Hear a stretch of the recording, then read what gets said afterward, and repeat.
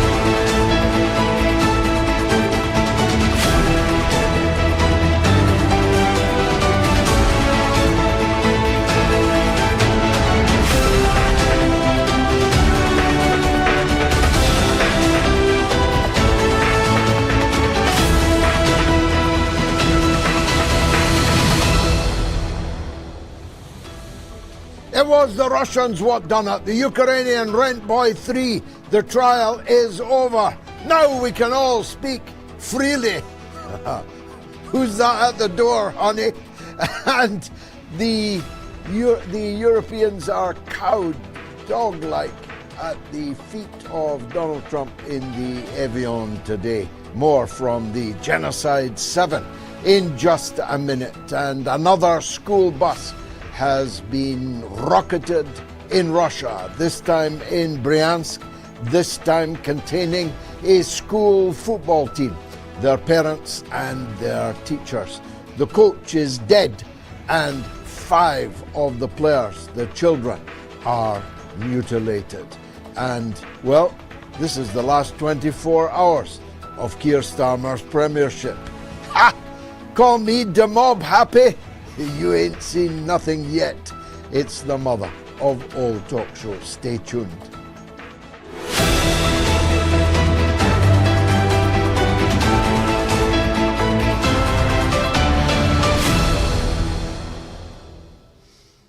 At least 7 are maimed, seriously wounded. 1 at least is dead in Bryansk in Russia, when a targeted, deliberately aimed Ukrainian drone made by the European Union, about whom more in a minute, smashed into the coach early this morning. The football players, young football players, maybe like your sons, maybe like your grandsons or granddaughters, was deliberately targeted, and the blood is lying all over the highway. It was the European Union what done it. The Ukrainians may, I say may, though that is a difficult thing to establish. Some things are difficult to establish, but it isn't difficult to establish that the means by which these children are being murdered in their buses, in their dormitories, is clear enough. It is the European Union which is murdering and maiming these children. Mind you, the European Union is very concerned about children. That's why they're ensuring that no child under 16 can watch TikTok or log on to Facebook. A woman wrote to me today with an autistic son who is absolutely dependent on social media, but not for much longer if Keir Starmer has his way, and more about him in a minute also. The movement, as Macron calls it, started in France.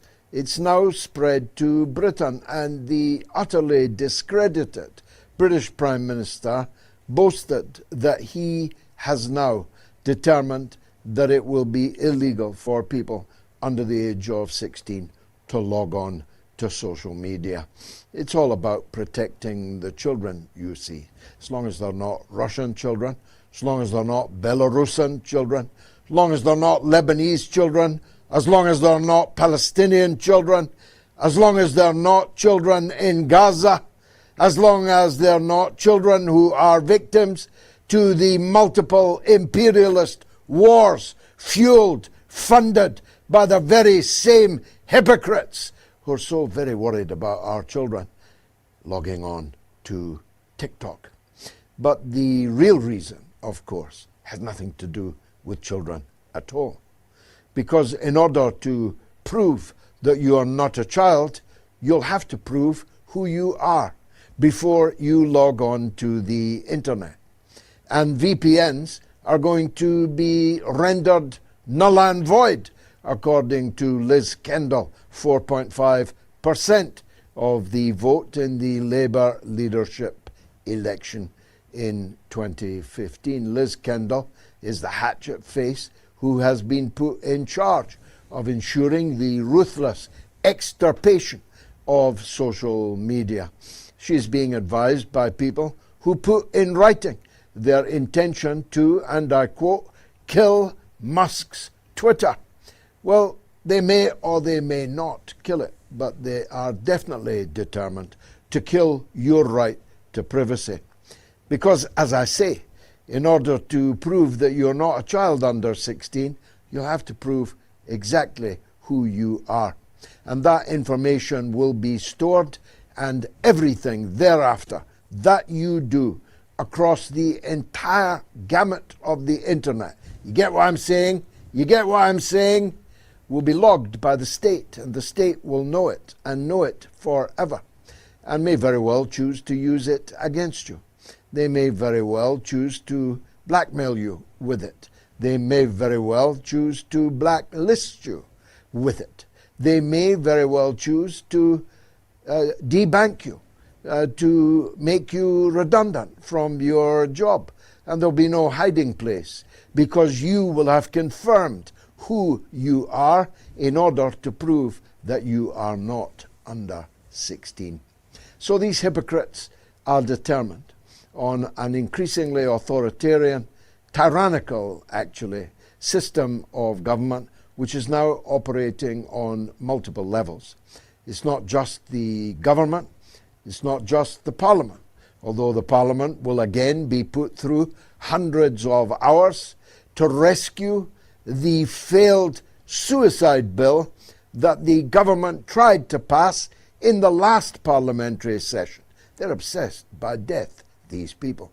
They're obsessed by the medical cleansing of the chronically sick, the medical cleansing of the severely disabled, the medical cleansing of the merely depressed. And one day, mark my words, hope I'm gone by then, but mark my words, you younger viewers, one day they will want to medically cleanse all kinds of people that it seems now impossible to imagine that they would. Once they can, eventually they will. But I'm digressing. These are the last hours of Keir Starmer's premiership. How come? Well, tomorrow evening, by a landslide, it's being widely predicted, his successor, the current mayor of Manchester, Andy Burnham, will return to Parliament with a victory in the parliamentary by-election in Macclesfield. The Greens threw the election. I mean, they literally threw it. They threw it because they want a coalition with Andy Burnham, the famous Labour friend of Israel. The Reform threw it by putting up a guy that you wouldn't allow to hold the leash of your dog while you went into the public lavatory. And in fact, you might be lucky to see your dog again if you did. Reform threw it, and the Greens threw it, and some crazed outfit backed by the trillionaire Elon Musk called Restore Britain have stood to divide the Reform vote in order to ensure that Reform have thrown it. And so Burnham is going to win. And that means he will no longer be the mayor of Greater Manchester. I'm hoping that that will be me. But that's another matter. The victory of Andy Burnham will immediately lead to a leadership challenge. It has to. Either Burnham has to immediately challenge Starmer for the leadership, or somebody else will, and he'll have to belatedly join in, because the rival candidates, and to my surprise, there is more than one, after all, about more whom later, the rival candidates know that the longer Burnham is in there, the more chance he has of capturing the premiership and the keys to number 10 Downing Street. So I'm expecting an immediate challenge to be mounted.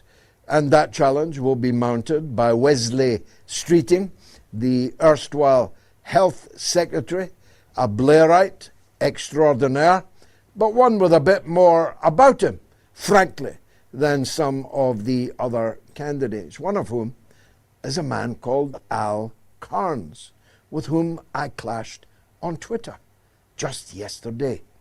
Who he, I can hear you, even in Birmingham, Selly Oak, his constituency, asking. Well, it turns out he's from Aberdeen. I knew I detected an anglicised Scottish twang in his discourse.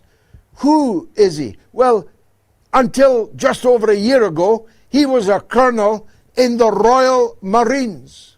And he looks like it. He looks like he's actually jumped out of a number of moving vehicles and landed on his head in error. Al Carnes was a colonel in the Royal Marines before becoming a Labour Member of Parliament. Connections to Labour are completely absent from his CV, although he was the military affairs advisor to not one, not two, but three Conservative Party defence ministers before entering Parliament. He made a leadership speech in the House yesterday. I watched it today. To say it was the speech of an alien being would be a complete underestimation. Al Carnes not only has no connection whatsoever to the Labour movement that I spent so many decades of my life in, he has no connection to the reality lived by the British people. He thinks you want to cut benefits, cut pensions by unlocking the triple lock. He thinks you think your health service should get worse so that we can buy more drones. Actually, he droned and droned and droned about drones. This man is already fighting the next world war, apparently oblivious to the fact that the Royal Marines won't even have time to reach the front, and neither will anyone else, because we'll all be dead. Our island, green and pleasant, will be burnt, cinder and ash in a nuclear conflagration. But he is gung-ho to fight the Russians. And although he's now too old for combat himself, of course, he's dead keen on your son and your daughter fighting the Russians. So Andy Burnham will have to announce immediately that he is creating a leadership challenge, and of course he will almost certainly win it. One of them will definitely win it. Keir Starmer, I predict, will not even stand. So his last act of any significance was to be ignored by Donald J. Trump completely, standing there like a shy man at a party whom nobody recognizes, or if they recognize him, they certainly don't want to make eye contact with him unless they've got to speak to him and share a moment or two. Keir Starmer is a block of wood. As I first told you from this very studio on the day that he was elected as the Labour leader, I even produced a block of wood to sit next to me on that occasion. Maybe we've got a picture of it. But he's rotten wood now, mildewed, and for the knacker's yard. So say a limited hallelujah. At least we got rid of the Prime Minister, and I like to think I played at least some role in the defenestration of the worst Prime Minister Britain has ever had. Now, I want to turn to a vexed issue. That vexed issue is the issue of the Ukrainian Rent Boy 3. There was actually a fourth, and it's never been explained what happened to him. A fourth, maybe he turned Queen's evidence, King's evidence, I don't know.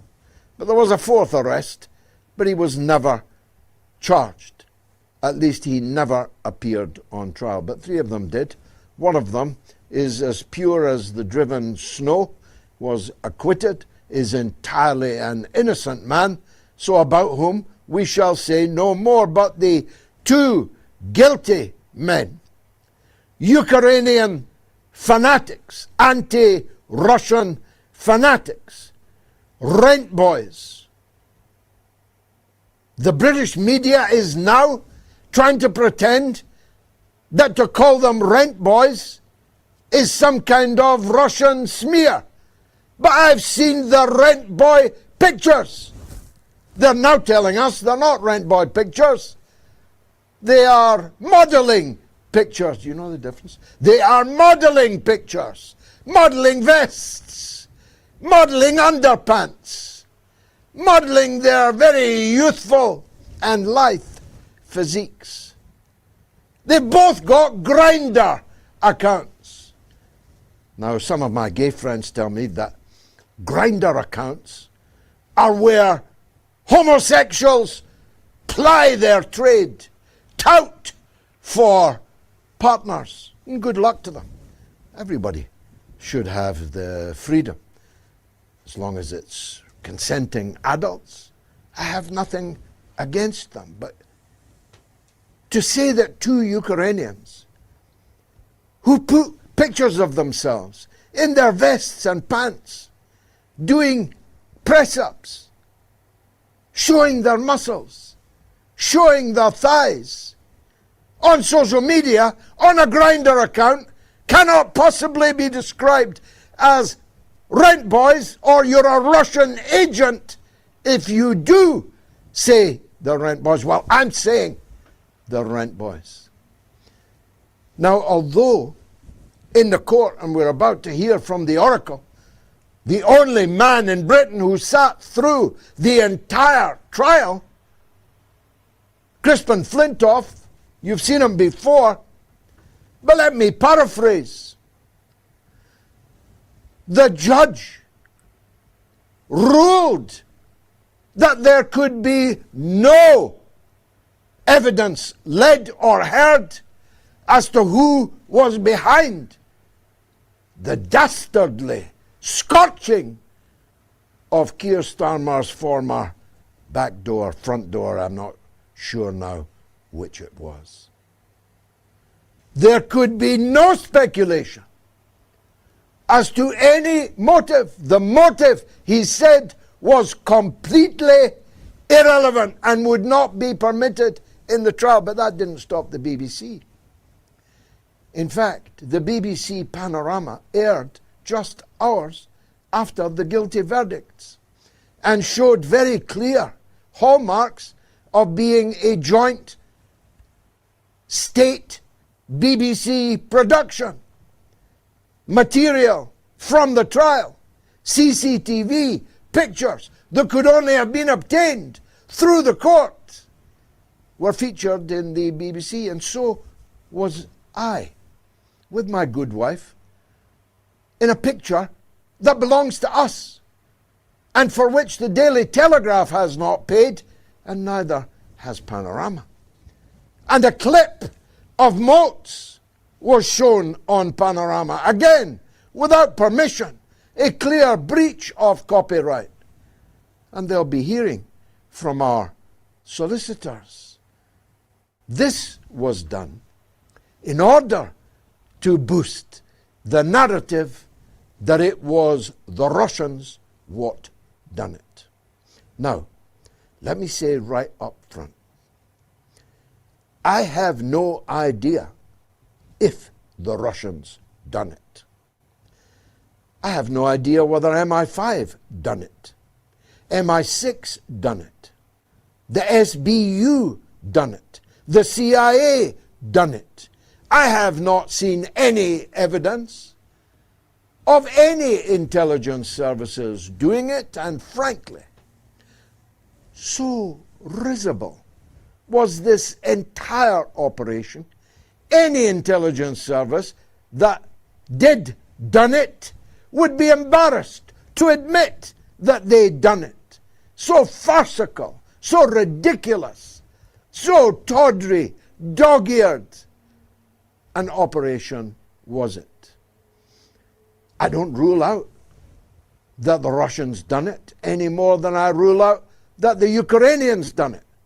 I don't rule out anything. I urge people to study more, to read more, to listen more, and to go into the garden where 1,000 flowers bloom, smell them all and pick the most fragrant to you. Unlike the BBC, of course, which is a monoculture, which allows only one weed to grow. And that weed is to blame everything that goes wrong in Keir Starmer's Britain on the Russians. I'll just say this. As a student of Kim Philby, Donald Maclean, Sir Anthony Blunt, and Francis Cairncross, if I were the KGB, I'd be ashamed if, with all the resources available to me, all I could do was find 2 Ukrainian rent boys on Grindr and pay them peanuts to set fire to the wrong car and the wrong house. You call that an intelligence operation? And so for that reason, I'm kind of exculpating all of the intelligence agencies until someone shows me the evidence that might prove convincing. At Evian today, he looked a beaten man, didn't he, Sir Keir? Maybe our first guest will have a view on that too. Coming up, it's Crispin Flintoff, the man who knows what happened, what really happened in the curious case of the Ukrainian Rent Boy 3. Stay tuned.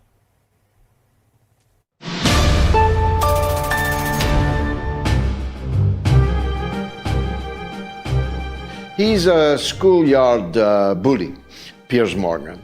And he does have a big show, but then he has a big and plush and very well appointed studio. And he has a big and very well paid staff. He has a very big budget. He's an extremely wealthy man. And the combination of all of that does give you a certain head start. We, on the other hand, are a mom and pop business. There's just me and Gayatri. And the people who told me the phones are melting are my own grandchildren who are answering the phones for nothing. This is an unpaid gig I'm doing and do twice a week. Nobody pays me one brass farthing to make this show, to present this show. I'm not sure that Piers Morgan would tell you how much he makes.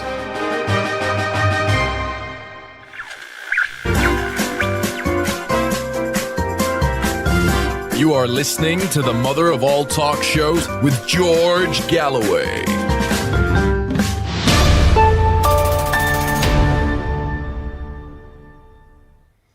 Wow, 30,000 people have voted already. Has Iran won the war? Yes or no? It's not looking good, Donny. Not looking good. Has Iran won the war? You can vote on Telegram. t.me/George Galloway. You can vote on my X on the as only a very small number of people have been permitted by Mr. Musk to do. You can vote on my Telegram, t.me/George Galloway, on my X, on the YouTube community poll, on the YouTube stream, and on patreon.com/George Galloway. If you want to call the show, it's toll free in the US and Canada, +1 844 944 3344. It's free of charge in Britain and Ireland, 08081 965522. And the worldwide number is 0044 203 9662625. Now, I did tell you that the Oracle was joining us. Crispin Flintoff, presenter of the Crispin Flintoff Show. He knows everything about Keir Starmer, everything about Labour. He used to be in it, but no longer. But he still knows everything that happened in the Ukrainian trial, because unlike virtually every other so-called journalist in Britain, he actually attended it. Crispin, welcome back to the mother of all talk shows. Your last appearance was a very big hit. I know that it took it out of you. It was, I've no doubt, a searing experience to have to listen to all that stuff in the courtroom. But now that the results are in, 2 guilty verdicts, what's your overall summary of the proceedings? You did a very good summary yourself, George, I have to say. Stitch up is something I'm just getting a bit used to with the courts, as we saw on Friday with the Filton 4, and then we saw the government appeal for the deprescription of Palestine action, both of them very quickly, and then the next day we've got this verdict. Now, I was chewing over all my notes, 4 notebooks worth of it, and then suddenly the BBC come out with a main story. It's the Russians, as you say, the Russians what done it. And then I'm looking at that, and then I see Panoramaz come out with half an hour panorama within half an hour of the BBC main story. And I was going to try and do a really, poetic court report, also sort of showing how ridiculous the whole case was. And they've just thrust this story out, and no other media has not copied and pasted. They've all copied and pasted the narrative. It's Russia that did it.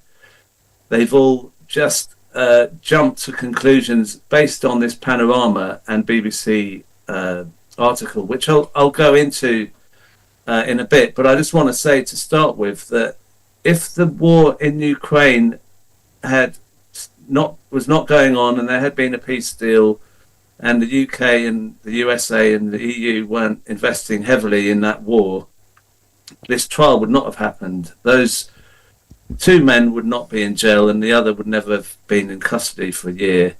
Starmer's old car would have been in good nick, and his 2 the two doors would not have had a little bit of burnt out on the outside. So that could have saved a lot. I think the Ukraine war is very significant. What I heard in this case was the poverty, the desperation of three men who have no home. They can't go back to Ukraine because they'll be conscripted. So they're ducking and diving in London. So there's an underclass created by that war.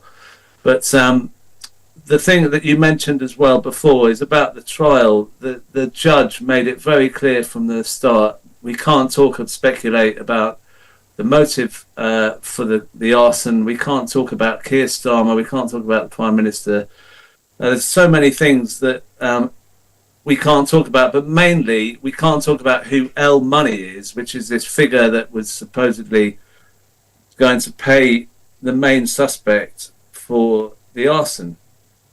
The barristers who were defending the arsonists were trying desperately to get more information on L Money, but the judge blocked it. Not when the jury were there. We heard this in a closed court, and then we just had this bizarre trial where these three were just being accused of general arson, even though they'd been in Belmarsh for a year, maximum security jail.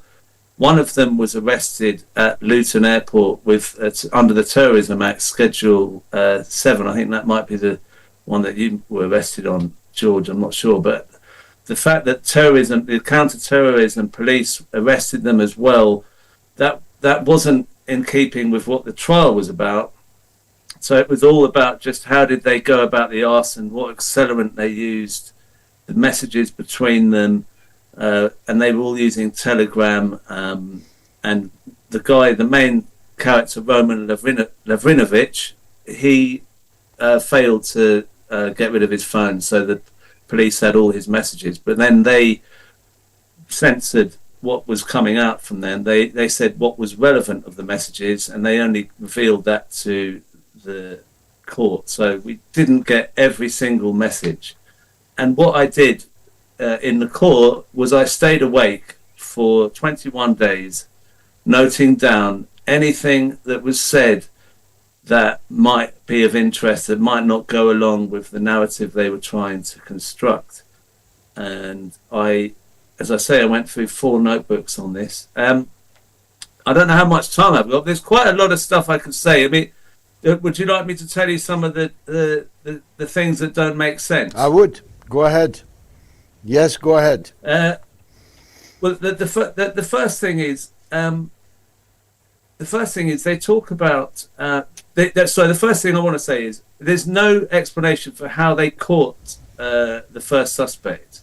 How did they manage to get him within 6 hours of him being on ITV News? The story being released on ITV News. There was no closed circuit TV asking for people to reveal who is this bloke. How would they know where he lived? That was never explained to the court.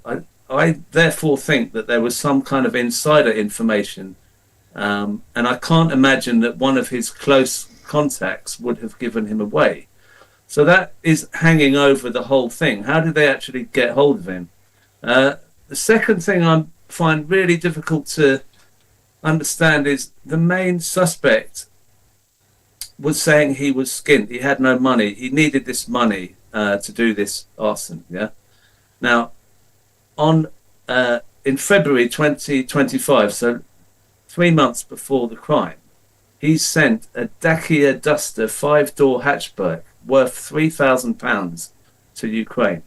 So 3 months before, he bought a second-hand car for £3,000, shipped it to Ukraine, and then only. This is unbelievable, this one. The same month as the first arson, he sent a BMW estate to Ukraine worth £4,000. Now, when his barrister asked him those questions about how he helped his father in Ukraine, and he came out with those massive investments and that he sent over there, the barrister didn't say, "Oh, that's really weird," or "Can you tell us more? How do you get that money?" It just closed. That was the end of the conversation. And none of the other barristers responded to that. The prosecution didn't respond to it. That was just left hanging, and no one has mentioned that in the reports. Not mentioned at all. If I'd fallen asleep then, that would have got through, but I didn't. So that's one thing. But the other thing there's a lot of other things, but he set up a company in March, so 2 months before this is the main arsonist. He set up a company 2 months before the first car arson, and that company had 6 bank accounts. This guy who set up this company was getting 6 bank accounts. That was in court. This guy was getting paid £30 for a removal job, or he was getting paid £20 to put up racist graffiti on Islamic centres. How is he spending all this money on these vehicles and setting up a company with 6 bank accounts? I don't even know how you can set up a company on 6 bank accounts, especially when the main argument from the defence of him was that he was low IQ. He was supposed to be IQ of 70, but he set up 6 bank accounts, and he sent these cars over. Now I want to talk about something else. Can I carry on? I want to talk about the rent boy thing, because that's the big thing that the Panorama have tried to say is a load of nonsense. Although it is, if you look at the Panorama and the article, it's a clearly ad hominem attack on you and Tommy Robinson. It's saying George Galloway and Tommy Robinson said it was rent boys, so therefore, look, we don't trust George Galloway and Tommy Robinson, do we? George Galloway's been to Russia. That's enough to disprove what he's saying. But the thing is, in the court, it was quite clear that the barristers and the judge were trying to get to quell the rent boy story by coming out with little details that were pointless. One of them was that the main suspect had a girlfriend. He had a girlfriend in where did she live again? Victoria, and she lived in Surrey Keys. And it was totally irrelevant. And the reason why I say it was totally irrelevant as well is because the jury later on asked the court, can we have some information about the third suspect? Does he have a girlfriend? Because they thought that was a relevant question as they raised it in the court. And the judge said to them, you cannot speculate on that. So why was it that one could have a girlfriend, but you couldn't ask about the third one if he had a girlfriend? The third one as well, I have to say, on the night of one of the fires on one of the houses, he was being phoned up frantically by the first suspect, the one who's been guilty, sorry. And he was hanging out in Freddie Mercury's favourite old haunt in Notting Hill Gate, the Champions pub. Now, I'm not...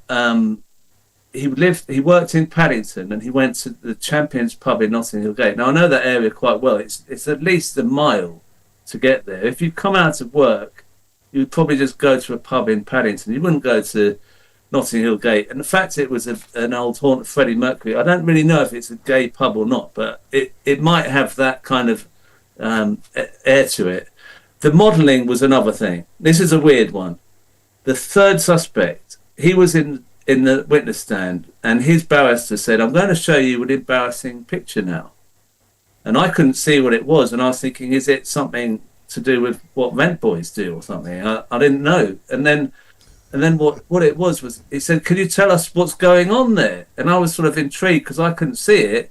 And he said, I'm doing some modelling there. I did some modelling when I was younger, but it didn't work out. He sort of did this story, but it didn't work out. That was a total dead end. There was nowhere, that wasn't going anywhere, that conversation. It was something to throw out to us to acknowledge that there was something of modelling going on. It didn't mention the fact that the main suspect, the main arsonist, had done modelling too. That wasn't included in the whole trial. So why had they thrown it out about the third one but not the first one? That was inconsistent. And the thing that kind of struck me a lot was the third suspect, the one who was in the Champions pub, who works in a hotel. This barrister said to him, "How much money did you have? You were desperate for this, to get this money for this arson. We've looked at your bank accounts. How much money do you have?" And he said, "I think I had £1,000 in my accounts." He said, "You had 5 bank accounts, and in those 5 bank accounts, you had £214 and 28 pence." And this guy said, "I don't remember that." And he said, "Well, that's what we found. You've only had £214 and 28 pence, so you must have been desperate." And his tone was so like, "Don't be ridiculous." He said, "I always have cash in. I get a lot of cash in hand for my work," he said. But he worked in a hotel and he had a wage slip.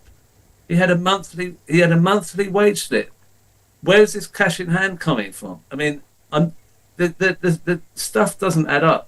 And I put a tweet out on this, and actually the barrister who represented the man who was let off acquitted, he replied to it, and he said in his tweet, "I still find my head pickled over what real underlying truths were never exposed." That was the barrister who represented one of the defendants, and the thing that was said in the court was that all the evidence was given to the defence. So if this man couldn't understand what was happening and he was pickled by what's happening, it means that not all the evidence was presented to the barristers, as much as not all the evidence was said in the court. And I agree with what you said. I don't know if it's Russians or whoever, but it just has been a massive cover-up, and that makes me think that there's something really sinister that's really going on. And I'm worried that they'll do some kind of dirty on me if I put my blog out that I'm going to write. So I've gone through the don't go to any pubs that have got that air about them. Listen, Crispin, I wish we had all night, but we don't. So just let me ask this point, because this has been bugging me. It was said that El Money was a fluent Russian speaker, but that he also was a fluent Ukrainian speaker. Now, for those who don't know, every Ukrainian can speak Russian, but virtually no Russians can speak Ukrainian, even those that live in Ukraine and are Russian speakers. Certainly not in the rest of Russia. I can see no evidence that the accused ever actually spoke to El Money, as opposed to exchanging messages with him. In which case, how could they know that he spoke fluent Russian? That was one point I forgot to go into, and thank you for reminding me. Now, the main suspect, who was in conversation with El Money, he made a point of calling El Money they. And when he said that, his barrister asked him what he meant, and he said, sometimes they speak in Russian, sometimes they speak in Ukrainian. He said at one point, there are different people. He described one exchange in which a woman said her husband would check something. So it was a woman replying as El Money, saying, "My husband will check something," and said there was at least one woman involved, possibly more, or at least 2 or 3 men. So it wasn't even one person. So if you look at the BBC and the Panorama, they identify El Money as one person who happens to have the initials EL. That one person as well, if you look at the Panorama, it's laughable, because the thing on the Panorama is they reckon that the BBC can find out who someone is who's very careful and cautious in their exchanges with the arsonist, saying, get rid of your phone, use disappearing messages, don't ever talk to me again. They reckon that they can find someone on Telegram who's putting their picture, their ID, where their dad works, and it's, they're naive and stupid. So when you say that the story about them, the old spies of the past, this is an embarrassment to them. I mean, this is even more of an embarrassment. Imagine a Russian agent going on Telegram, giving his ID and his picture and his dad's job. It's just incredible.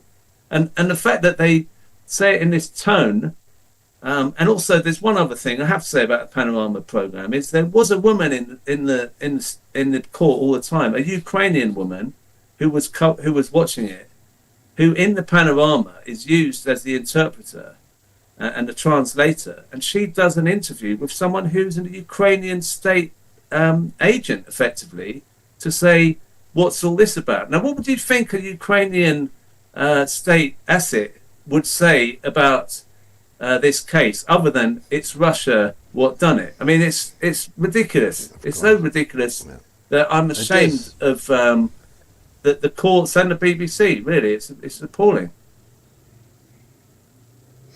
Indeed so. And as for us, all we wanted was to get to the bottom of it, if you know what I mean. This could actually all have been something personal, maybe deeply personal. We wanted to penetrate the carapace of state deceit over many, many decades, all of my life actually, in relation to matters, Russian matters, Soviet matters, Ukrainian, and we'll go on probing. Whether Panorama likes it or not, we will probe until we get the breakthrough. Crispin Flintoff, more power to your show, an absolute must-see every weekend, and I take my hat off to you. You've been marvellous. That was Crispin Flintoff, presenter of the Crispin Flintoff Show. And I need to take a break and cool down. I'll be back in a minute.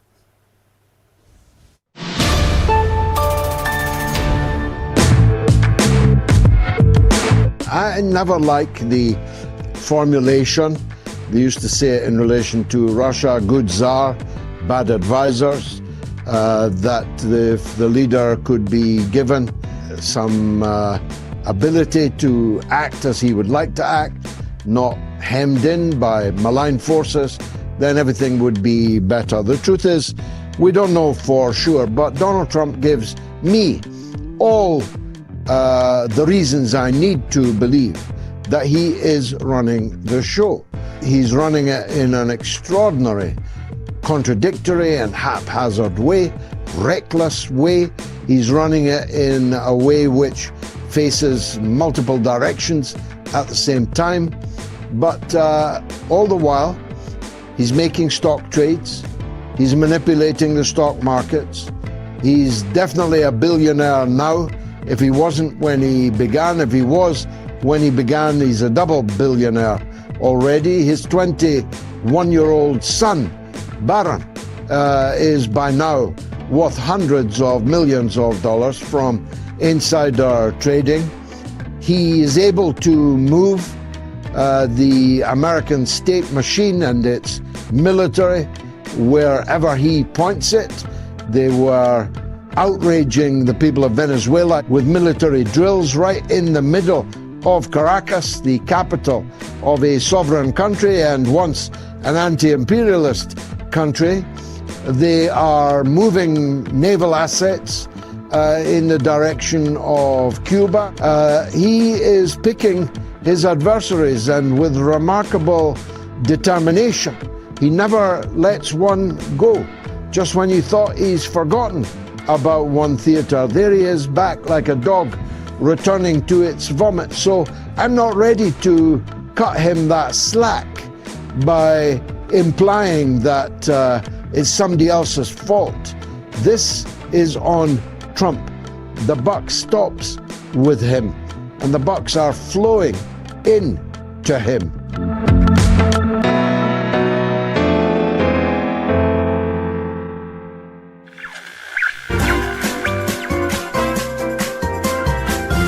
You are listening to the mother of all talk shows with George Galloway.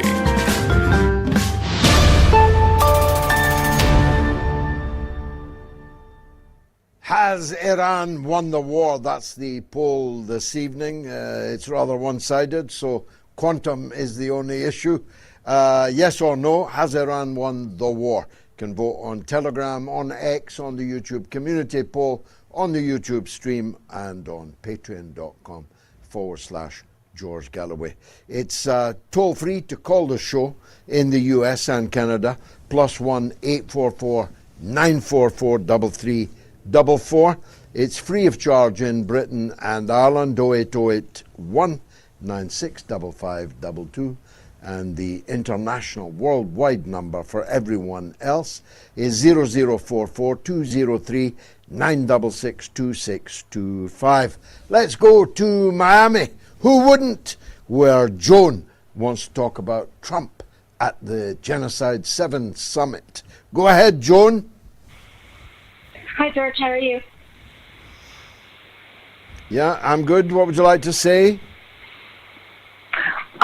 First of all, I agree that Iran has won. I've reviewed the 14 points that was published by Bloomberg and noted a few things, which also was reported by Reuters, the $300 billion fund that will go into this slush fund to promote peace between the U.S. and Iran.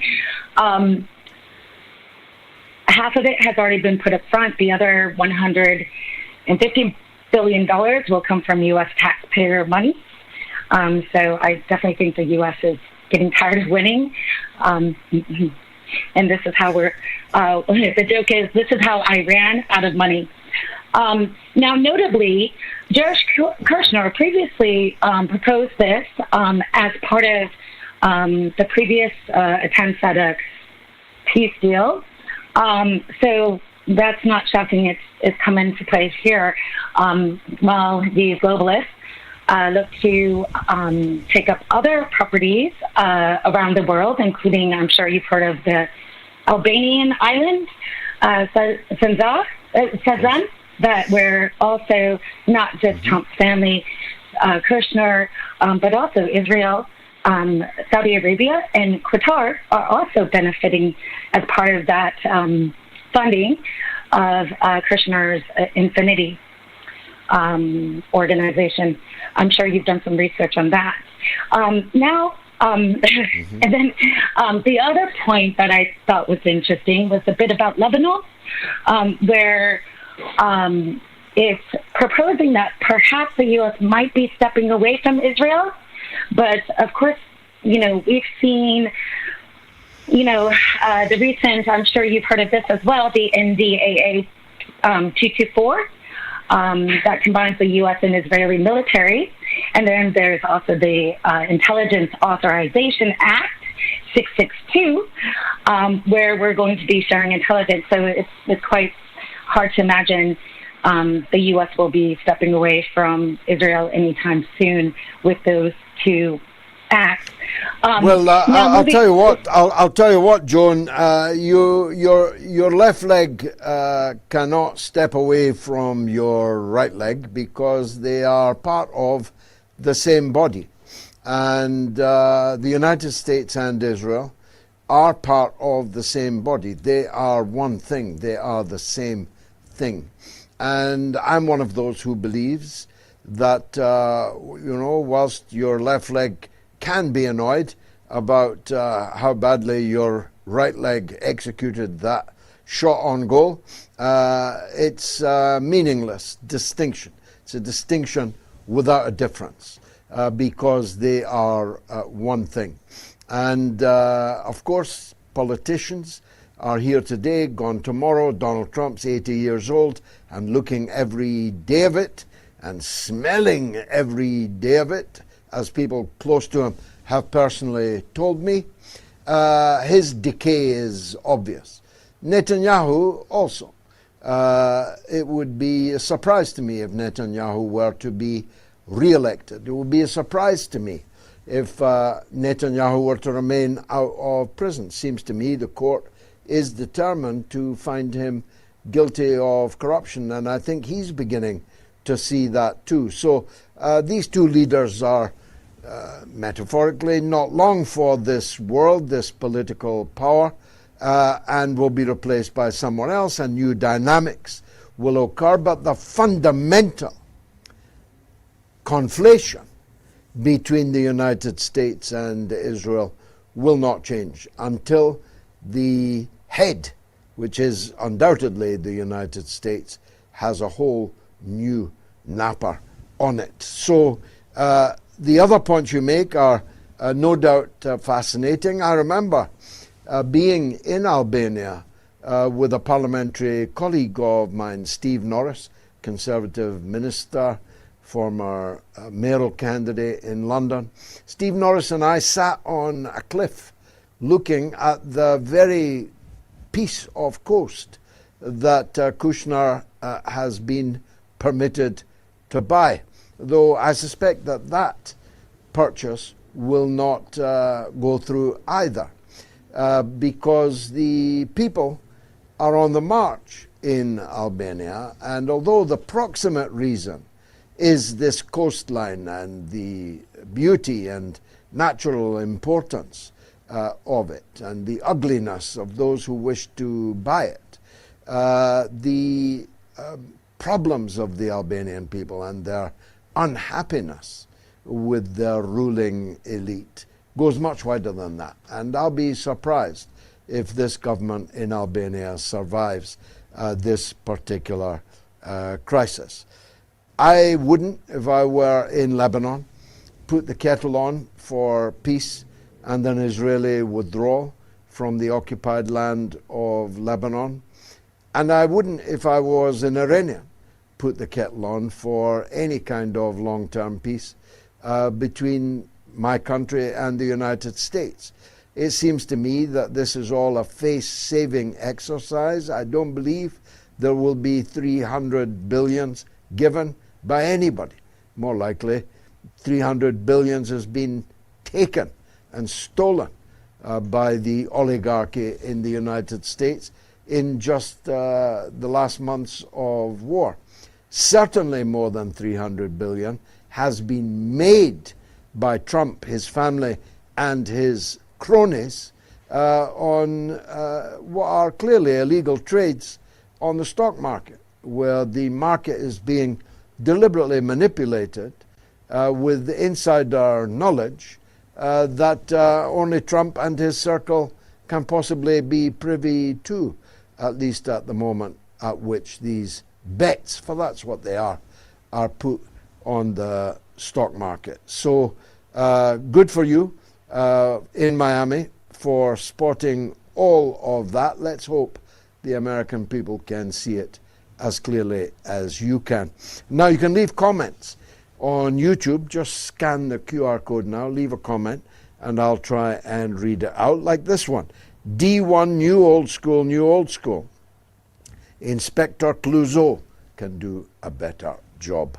That's in relation to the Rent Boy 3. Tom Clare says, there is no such thing as justice in Britain. The courts are rancid and corrupt. And Alicia Smalley says, clearly it was MI6, but a side job to blame the Russians to gain support for the war. That is, of course, a perfectly plausible explanation, though it would mean that MI6 was no longer James Bond, but more Mr. Bean, more Austin Powers. Captain Blimp 7590 says, I was a barman at the Champions Pub many years ago. It has always been a gay haunt. I was straight, by the way. Captain, my captain, thank you for clearing that matter up. Jack Springs 7709 says, Panorama, Bananarama, more like.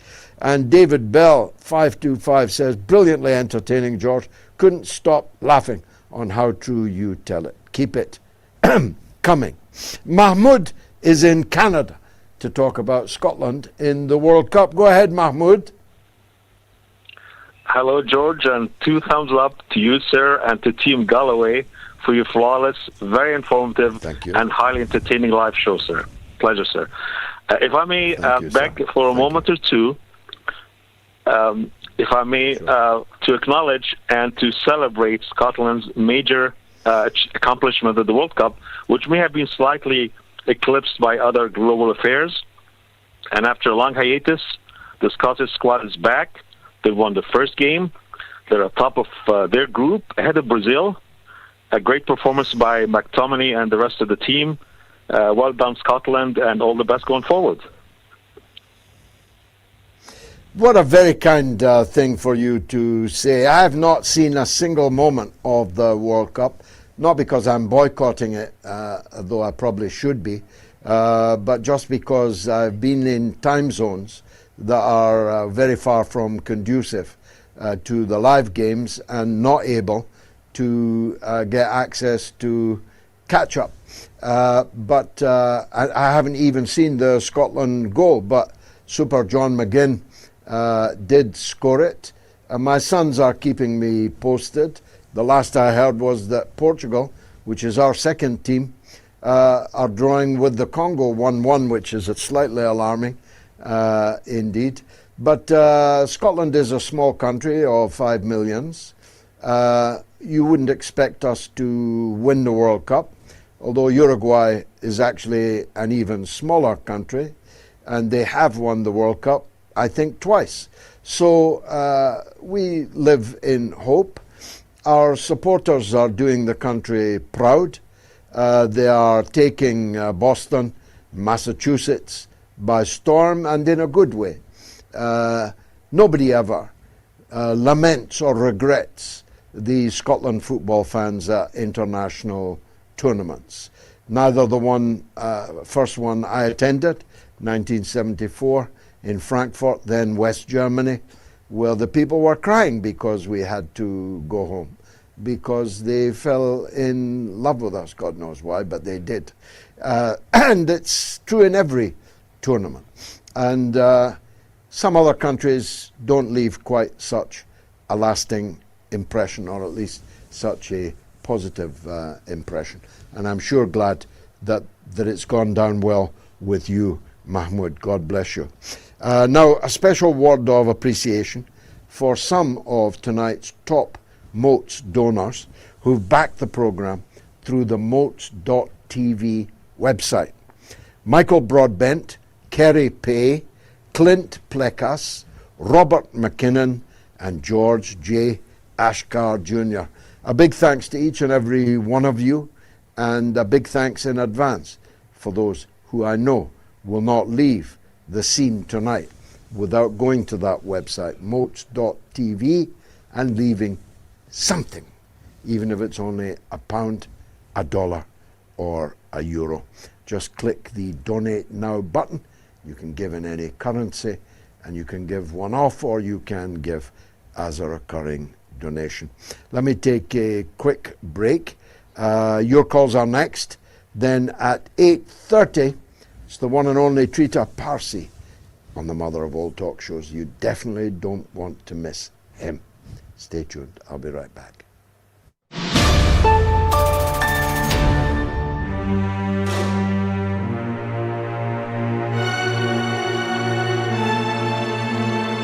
He was called the Prince of Darkness 40 years ago. Yet Blair and Brown both put him in their cabinets, even though he had already been sacked from the cabinet twice before, 3 times. He was in the British cabinet, and then he was made a peer of the realm. Lord Mandelson, a seat in Parliament for life, so he could milk his contacts book, milk the august surroundings of the Houses of Parliament to impress his friends. And then Keir Starmer, who must have known everything that is in the Epstein files, except perhaps the financial details. He knew that Mandelson was a sleazeball That's for sure. The dogs in the street in Westminster knew that Peter Mandelson was a sleazeball. He was the epitome of sleaze. He left a trail of sleaze behind him as he trailed his ermine cloak along the red carpets of the House of Lords. But the financial details are fatal. Fatal, I say to you. And fatal not just to Mandelson, but to those who put him in the House of Lords, and above all, those who appointed him as British ambassador to Washington. And not just the man who did so, Keir Starmer, formerly of this parish in Shanghai. The smell still lingers in the air, but the chief aides who encouraged and buttressed Keir Starmer's decision to send Mandelson to Washington, only to have to ignominiously sack him. Although he's still on an ambassador's salary, he's still in the House of Lords, and that is simply untenable.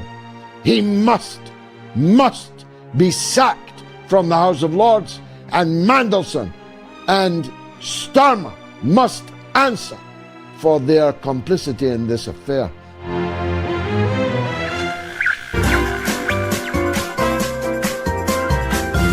You are listening to the mother of all talk shows with George Galloway.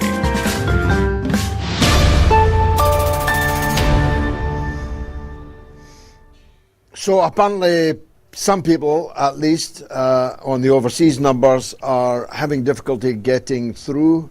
Let me give you them again. In the US and Canada, it is toll free, +1 844 944 3344. In Britain and Ireland, 0808 196 5522, and the worldwide number 0044 203 966 2625. Mustafa in California has got through, and he's next up. It's Mustafa in California. Mustafa, I have no idea what it is you want to talk about, so you're free to talk about anything you like, sir. Yes, good afternoon. This is Muzaffar the Martian. We spoke before. Words Oh, like we did corrupt, indeed. Yes, nice to hear from you again. words like corrupt, cruelty, tyranny, lying, genocide, hate, deceit, killers, thieves, despots, and criminals. These are words in the English language. In the Marlish language, where I hail from, we have only one word for all this. That word is Zionist.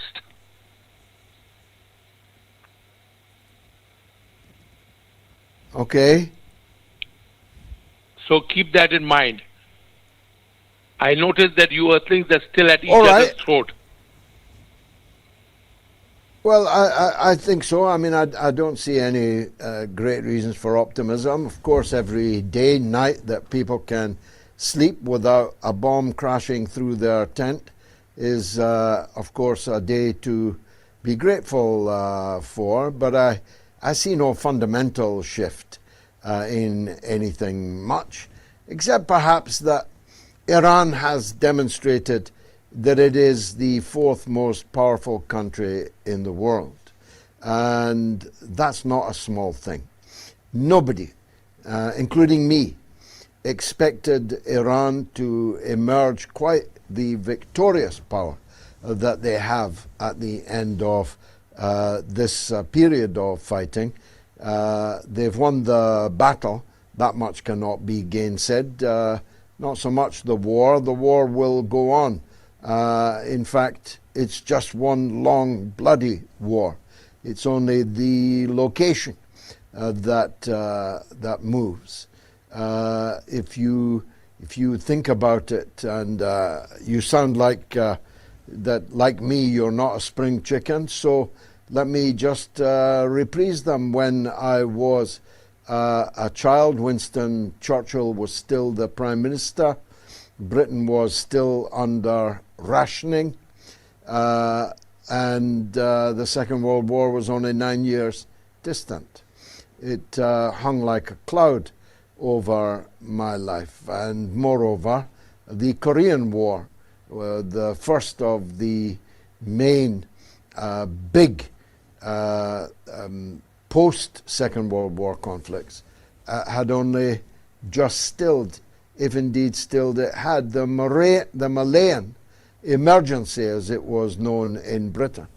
In reality, the brutal, callous, murderous effort by the failing British Empire to hold on to its colonies east of Suez, a conflict which, by the way, was significant for many reasons, not the least of which was the British paying bounties for severed heads of so-called Malayan insurgents, though no one could tell if they were in fact insurgents, because all that was left of them was the head being held up in the British soldier's hand.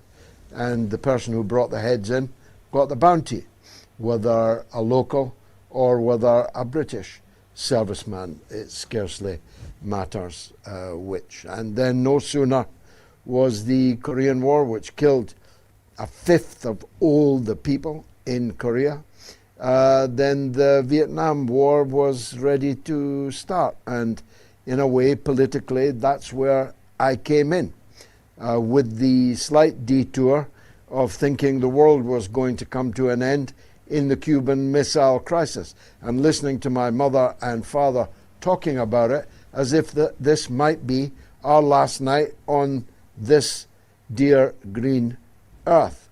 The Vietnam War was a very radicalizing period for me, and that was long before I had children of my own that could well have been Vietnamese, look Vietnamese.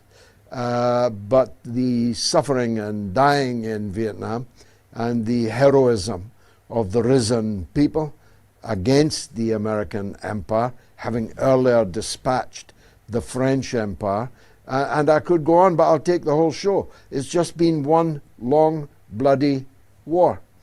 And all we can do is try to stop these wars. All we can do is try to obviate the underlying reasons for these wars, which, for me, from my political perspective, are the domination of the world for hundreds of years by Western colonialism, by exceptionalism, by supremacism.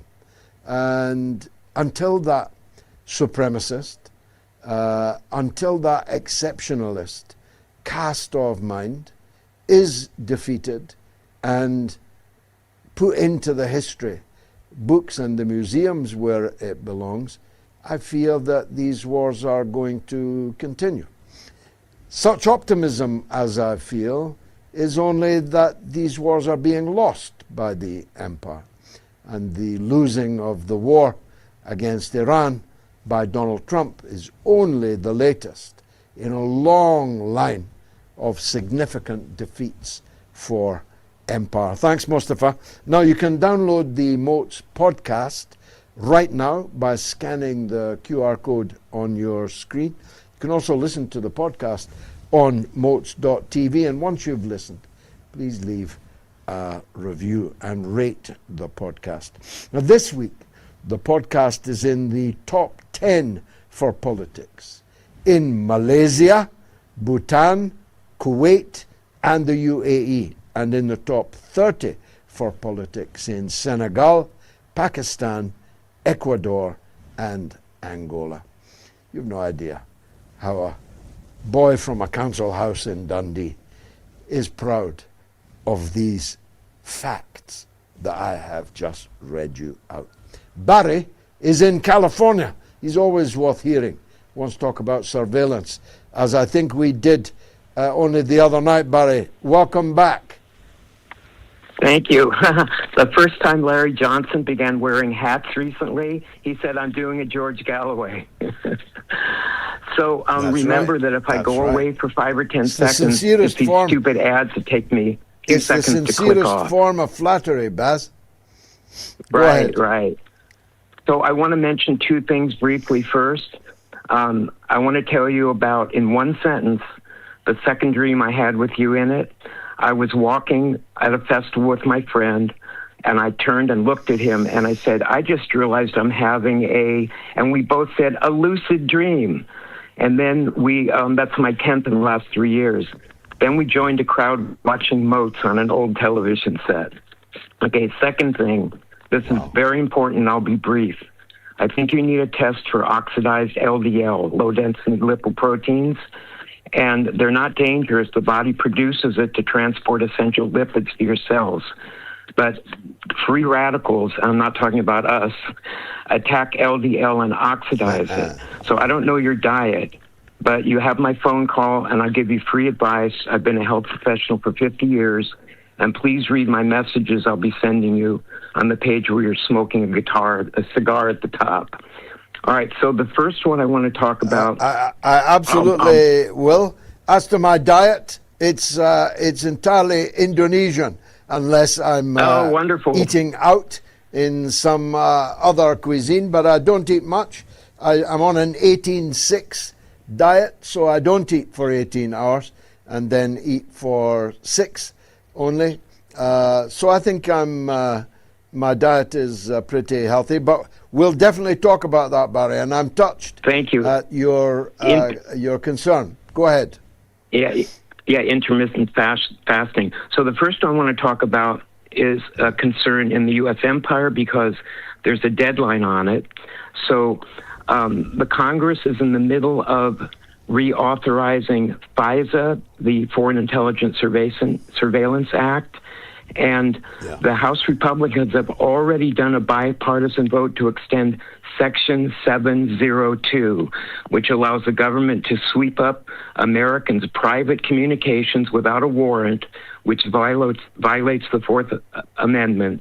And we have 45 days from June 5th, so we have until July 15th to prevent the Senate from voting for this. And they say that it's protect our privacy. Sure, the bear is Catholic, the Pope poops in the woods. So anyway, so the second one is, let's see. Okay, I did that one already. Let's see. So let's see. What's the next one?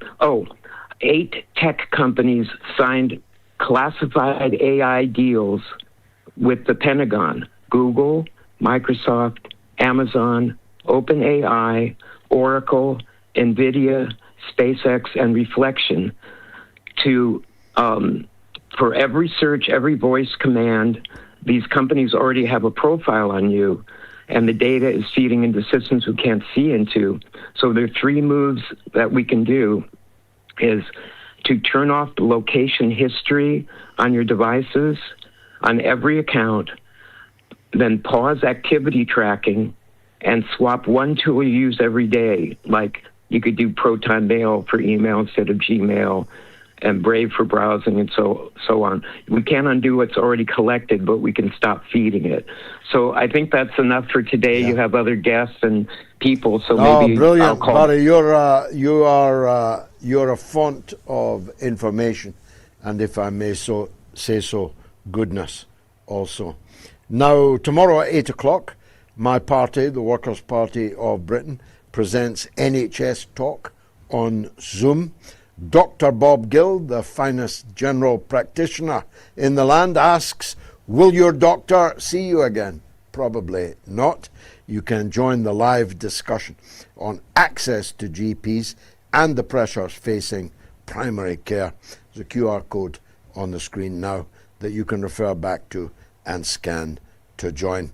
Let's go to Texas. Join another old friend, Prince, who wants to talk about Iran. Your Highness, welcome back. Hey, George, how you doing, sir? Hope you're in your beautiful... All good, brother. All good. Go on. Yes, so just a couple of things. I've got 3 quick points. The first one is, I think it's just kind of, obviously, somewhere like me who grew up, I'm in my 40s now, so grew up believing in the whole international institutions. I think from what FIFA and the UN and all of these things have proven, that there's no such thing as international law. All of this are just kangaroo.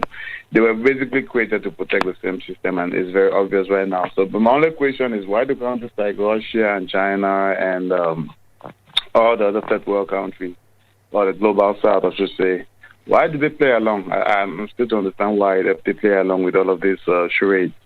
That's my first one. The second one is,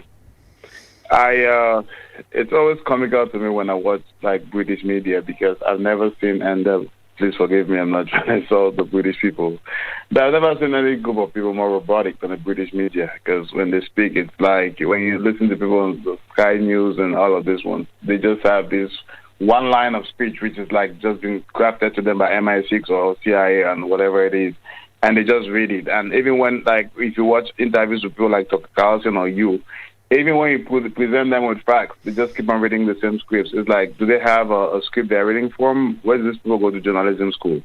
And the last point I have is, again, when I keep on seeing this whole idea of left-wing, right-wing, people like Ursula von der Leyen, these are the people who are telling us that Trump is a monster, Trump is this, Trump is that. She just said today that, was it today or sometime this week, that even if the U.S. cancels the sanctions on Iran, she will not, because unless Iran changes the behavior. Did this woman watch through the whole genocide going on for the last 3 years? And what did she do to the settler colony? Did she do anything? So, again, these are the people who are preaching to us about morality. These are the so-called sanctified liberals. These are the people who care about... I was just thinking, I was thinking about this today, Prince, that how seriously the state treats murder. Very seriously indeed. If one person is murdered, the state will go to the ends of the earth, literally, to apprehend the murderer. How seriously they take murder, but how casually they observe mass murder, depending on who it is that's being murdered and who the murderer is. They'll move heaven and earth for one corpse, but 1 million corpses, as have now lain in the ground in Gaza, moves them not a jot. Not only do they not condemn it, they reward the murderer.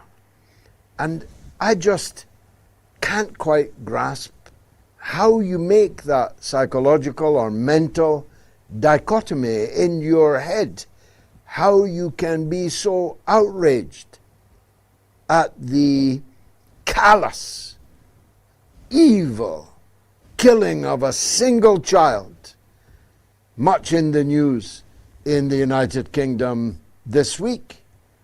How revolted people are at the evil that was done to that little child, and yet how utterly unmoved many of the same people are at the murder of scores of thousands of children in Gaza, equally innocent, murdered in just as evil a way.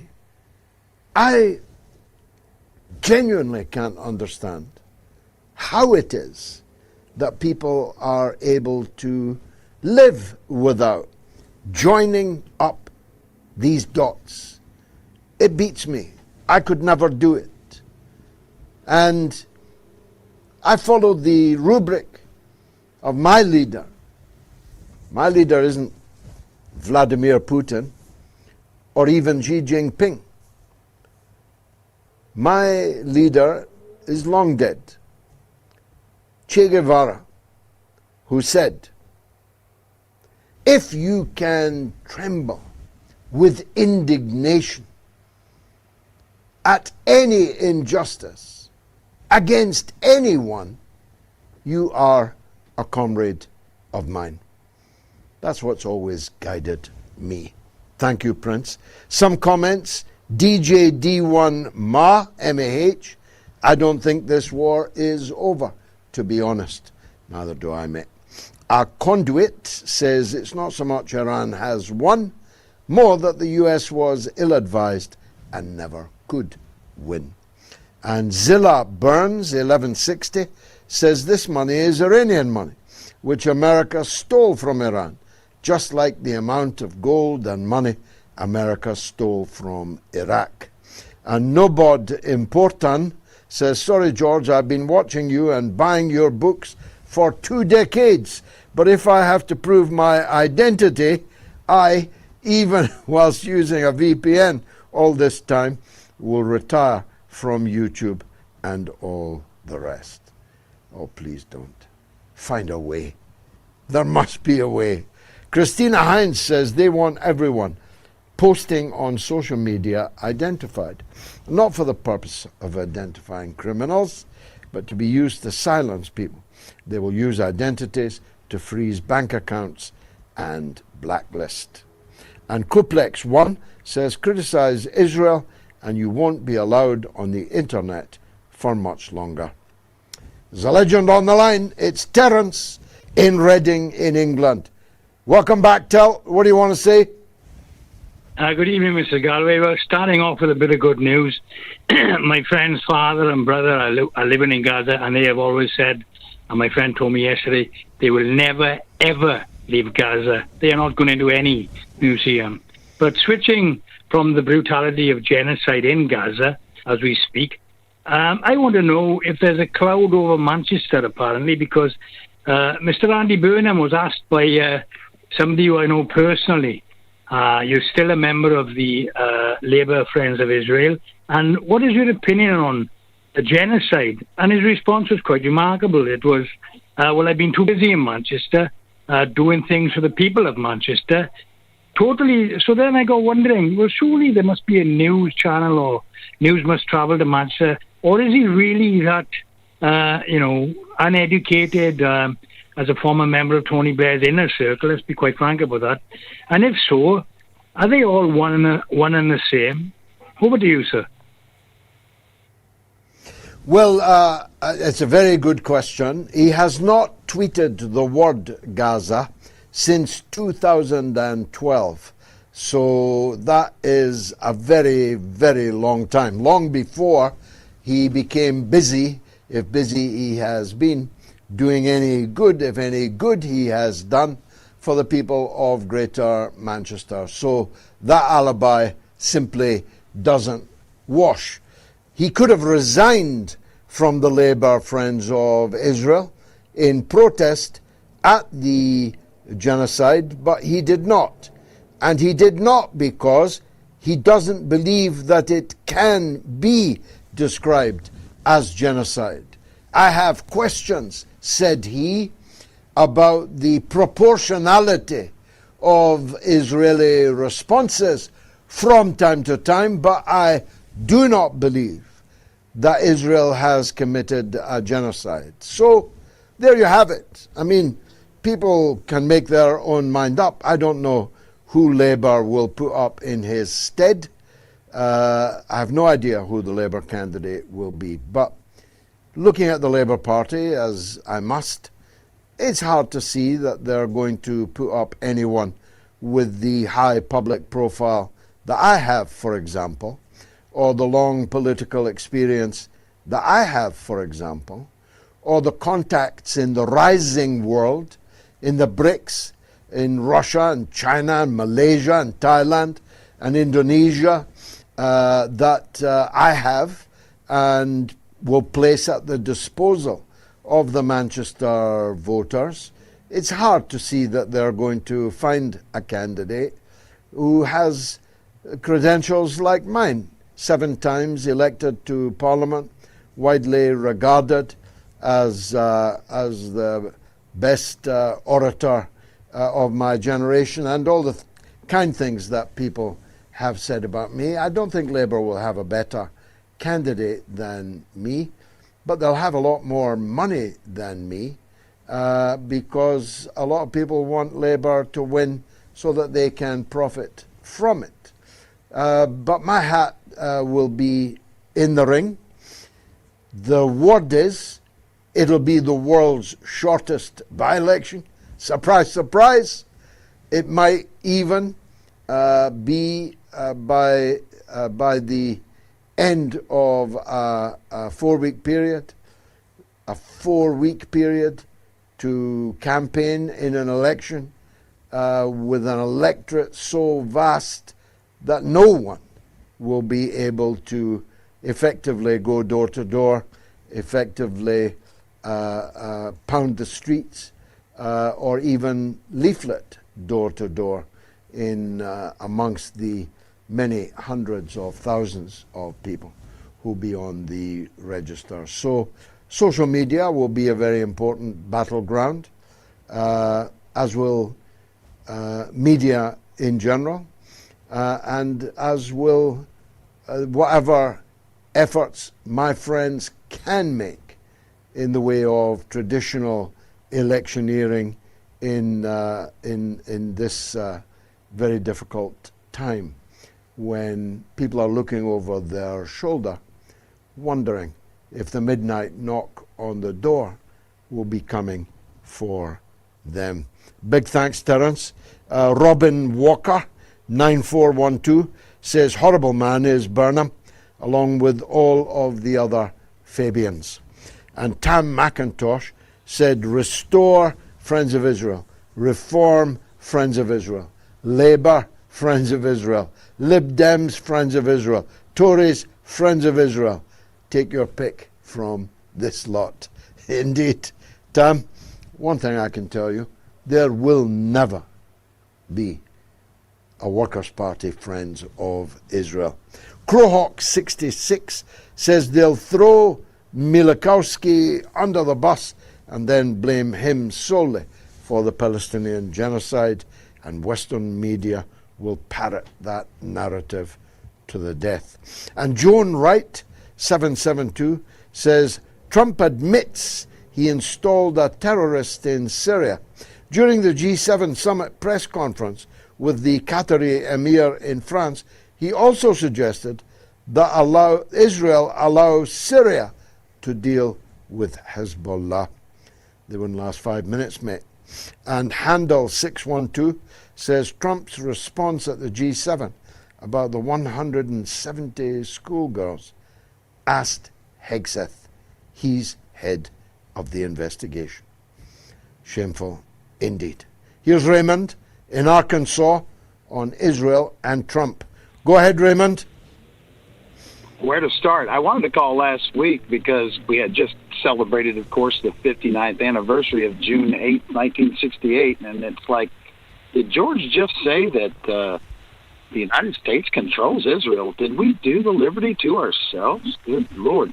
And then I started thinking about it and retroflecting, and 5/14/48, the same day and year that Israel was founded, unusually, so was shadow government. That's shadow government's birthday. And then 11/22/63, well, that's the birthday of the deep state.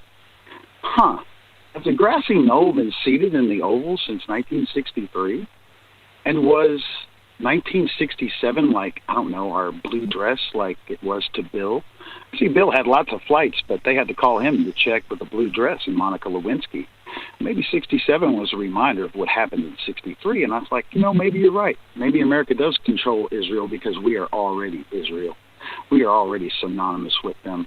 And this false, here's the thing, the last attempt, you got a guy charging through a checkpoint without a long rifle. Everybody was questioning that. And now we have, apparently, they're sustaining another attempt at his birthday party. Very, very in-depth. 23 people arrested. Who was behind that? And the manifesto, strangely enough, was against the elite and the AIPAC supporters. How convenient. How Mossadish. You copy? So, yeah, yes. I mean, a lot of these operations are fairly transparently false flags, and that strikes me as absolutely one of them. You're talking about what happened at the UFC, yeah? Just hearing about that and the narrative behind it, they always have the manifesto. And like I said, now we've I guess we're not even worthy of a false flag, America. That's what I'm saying. We could just produce, some signal.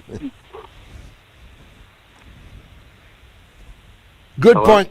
Breaking up, Raymond, but a great call. And I've got to take a break because I have got a very special guest. Trita Parsi was a huge hit the last time he was on here.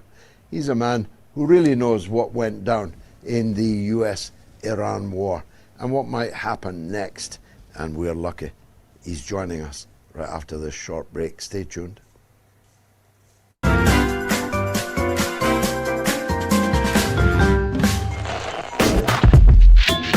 I defy anyone to contradict the point that I just made, that every person alive today was born of woman.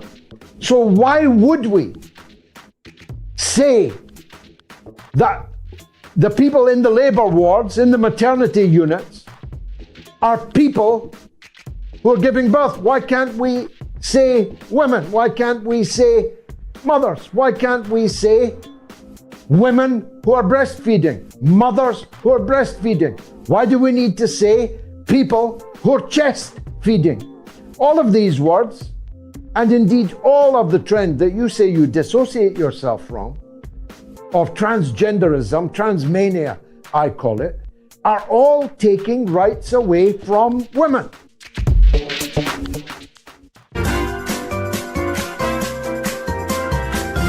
You are listening to the mother of all talk shows with George Galloway.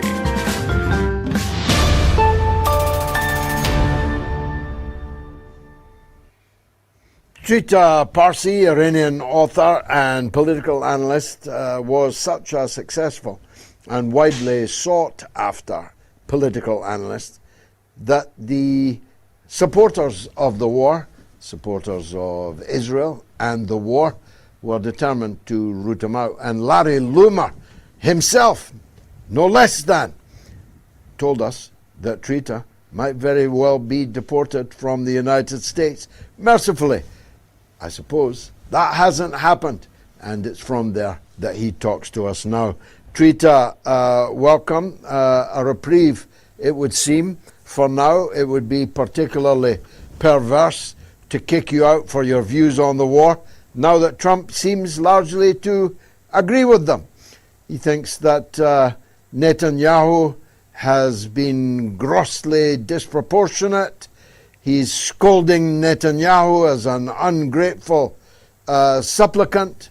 He is talking up the possibility of friendship between the United States and the Islamic Republic of Iran, led by the son of the last leader, the one Donald Trump murdered. Make this make sense, as we say. It doesn't make sense, except for the fact that this was clearly not what Trump thought the end of this would be. But he also realizes correctly that if he doesn't end it, he will be, and the country will be, in an even worse position. And although I have been one of the most ferocious critics of this war, I think I have the scars to prove it. I do believe that this is the right decision, and I do also want to give him credit for one thing that few American presidents have shown before, which is that the normal thing that happens is that when the United States starts a war of choice that ends up invariably going badly, instead of cutting loose and ending the war and taking the political cost for ending the war, they decide to just continue the war, kick the can down the road, hand it over to the next president in the hope that that person might do it or might not do it. And that person usually does not do it. And instead they kick the can down to the next president. And that's why we suddenly have these endless wars. Afghanistan took 20 years because it was so clear that it was a failure. No one wanted to cut loose and have to take the blame for the failure, even though the blame did not deserve with them. Here you have a scenario in which Trump has started something he shouldn't have started. It ended up going very badly. And instead of doing what most of these critics want, including many Democrats right now that are criticizing him for this now, which is to just continue the war, he's deciding to cut it loose, cut it to an end, and then take the political cost for it. essentially saying he doesn't care that the political cost of continuing the war is lower than the political cost of continuing it. He's ending it anyway. And I think that's a good thing. And I wish more American presidents had that capacity. I wish, of course, they wouldn't have started the war in the first place. But he did, and he's ending it now. We'll see if it actually ends up becoming successful in terms of really reaching a final agreement. Well, it's most gracious of you to say so, because he did do a ferocious lot of damage to your country, to your compatriots, to those who stood against him, who've paid the price with their jobs and lost contracts and blacklisting and all the rest of it. And of course, he did a lot of damage as yet not apparent to the international economy, which is really quite a price to pay for something that you shouldn't have done. I mean, I'm not saying he should say sorry, because that would be meaningless in a series of blunders or crimes, call them what you will, of this magnitude. But I see no sign in him of humility, which makes me worry that at the first opportunity, or bearing the impression of the last person to sit on him, he may very well return like a dog to its vomit and begin it all again. If you're waiting for him to show humility, I suspect you will wait a very, very long time. I think that is simply not in the cards, and you're right about that. Does it mean that he necessarily will go back to the war? I think that likelihood absolutely has to be considered. Because if there's anything we see with him is that he does these 180 turns. And this is part of the reason why the Israelis are so frustrated with him right now. They really didn't think that he would turn around like this. And not only strike a deal, I mean, read the 14 points. We're talking about the complete lifting of sanctions on Iran, a project the Israelis have spent 3 decades on, building up this web of sanctions on Iran in order to make sure that the country is slowly but surely destroyed. Those are apparently all going to be lifted if, of course, this comes to a final agreement. And I think what you said is very true. If circumstances change again, and he for some reason is convinced that he can actually achieve his objective through more war, I think he would go for that. If he thought that he could achieve what he wants through war after having experienced it a little bit, he would have done that. I don't think there is any moral attachment to any particular path here. He's looking out for his own interest, and his own interest dictates that you have to end this war because it's damaging him politically, it's damaging his party politically. They're going to see significant losses most likely in the November elections. And he'd rather take the heat of having Fox News criticize him than to take the heat that he will take if he continues this war.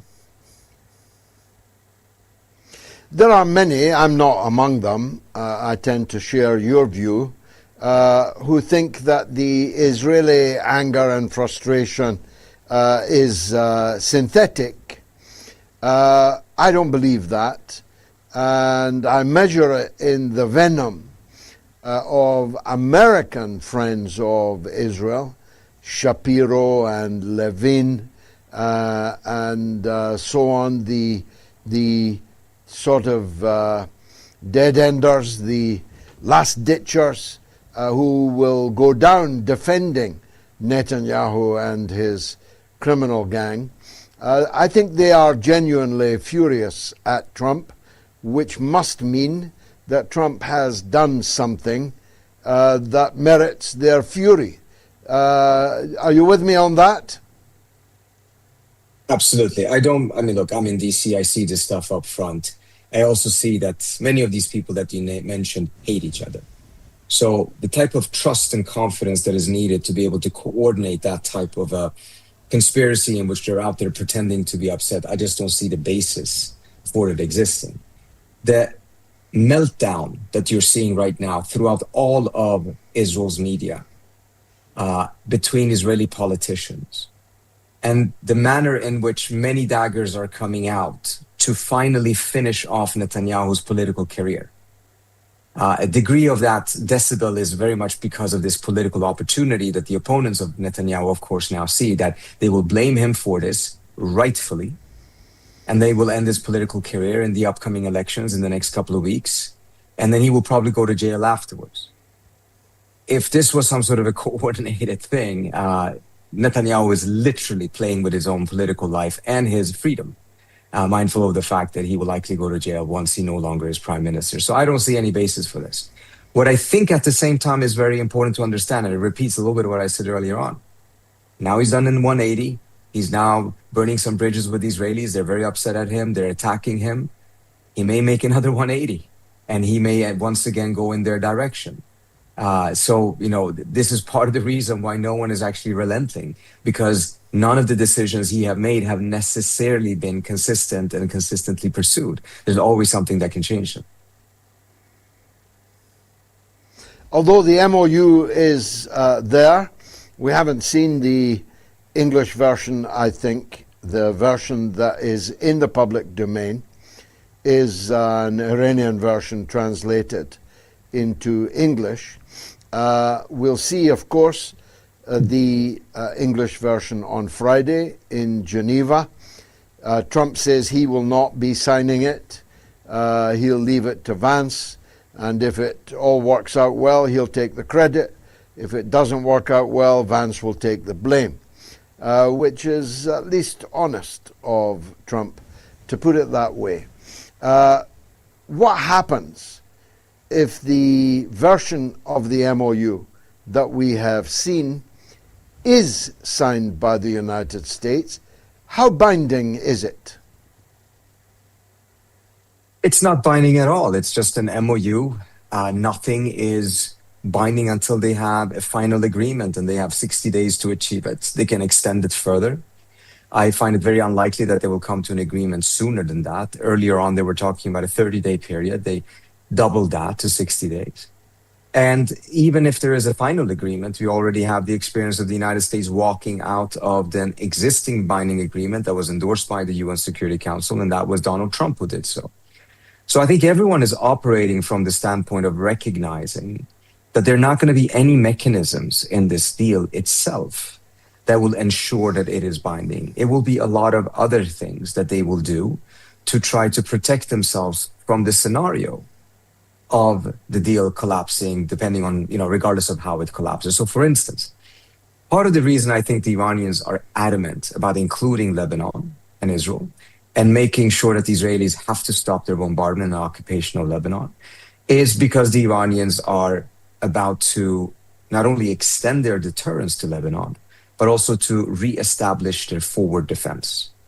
If they have a strong Hezbollah in Lebanon, as they did in 2006, Israel will not be able to attack them, or at least it will be much more difficult. In fact, I ran into the deputy defense minister of Israel at a conference in 2006 in the middle of the war, and Ephraim told me that Lebanon and Hezbollah is just a prelude. The real goal is the war with Iran, and it will be inevitable. And essentially, had Israel succeeded in defeating Hezbollah in 2006, they would have attacked Iran in 2006. But they failed against Hezbollah, and as a result, there wasn't any attack until after 2024, when Assad fell and Hezbollah became much weaker because of the September attacks and much else that was going on back then. So now the Iranians are about to try to rebuild that forward defense to prevent such an attack. And the question is, are they willing to risk this agreement with the United States over Lebanon? And I think that is the wrong way of looking at it. From their standpoint, they're trying to figure out, how do they make sure they don't get attacked again from Israel? Are they going to trust their forward defense in Lebanon, or are they going to trust a piece of paper signed by Donald Trump?